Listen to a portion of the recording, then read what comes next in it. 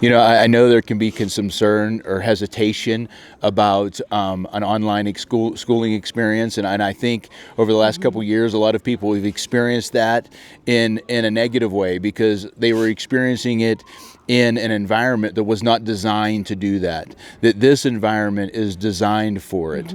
Our kids have one-on-one instruction. They have daily connections with live teachers. So we and understand, students, and they come in to really find out who they are and not just check the boxes off and just say, okay, get this done and check that off. They really come in to see who they are. How do they learn? We have 3 children in Valor, and they're each of them learn differently, and they really bring that gift out for them to say, that's okay, let's do it this way, and show us how that is.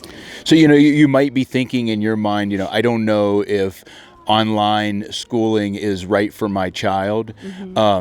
However, this is online schooling done right. This is online schooling that is designed to make those connections, to allow them to develop meaningful, deep relationships where we have an opportunity. My kids probably had more connection in depth and literally authentic, real connections in these past 3 days than they would have in a year of life of seeing kids at sports and passing by and just very superficial conversations, where here they really create meaningful relationships and connections. So the community is alive. It is here.